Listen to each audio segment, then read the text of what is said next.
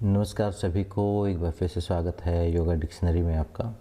और आज का जो हमारा वर्ड है वो है असंप्रज्ञात समाधि।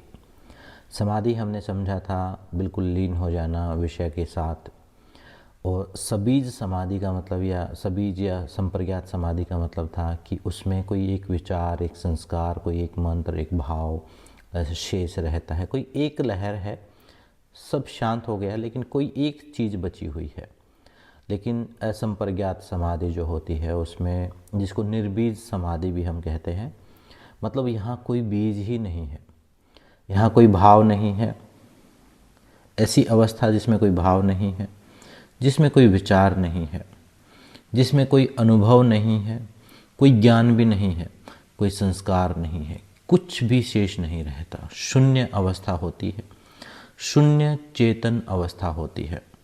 अब शून्य अवस्था का मतलब आप ऐसा नहीं सोच सकते, ऐसा भी समझ सकते, एक तामसिक शून्यता भी है कि आप आंखें बंद किए, मान लो आपने ध्यान किया और आप एक नींद जैसी अवस्था में चले गए, तो वो शून्यता नहीं है, वो तो नींद है, या नींद से मिलती जुलती अवस्था है, जहाँ चेतन है, पूरी तरह से जागृत है, पूरी तरह से जागृत है।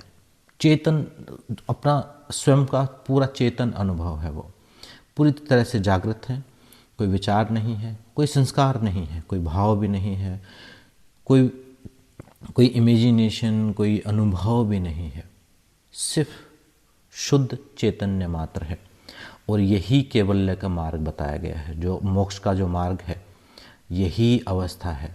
इस अवस्था में जब साधक रहता है तो उसके बाद जब अगला जन्म उसका होगा तो उसका कोई कारण ही नहीं बचेगा, यानी उस चक्र से ही बाहर हो गया। जब कारण ही नहीं है तो जन्म भी नहीं है, मृत्यु भी नहीं है, उस पूरे सर्कल से, उस पूरे माया से मुक्त हो जाता है वो।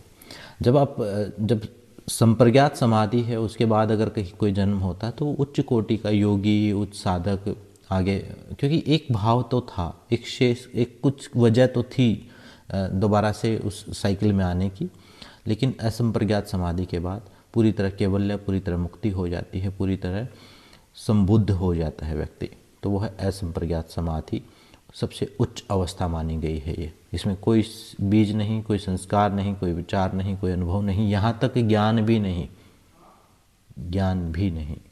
तो ये अवस्था है असंप्रज्ञात समाधि।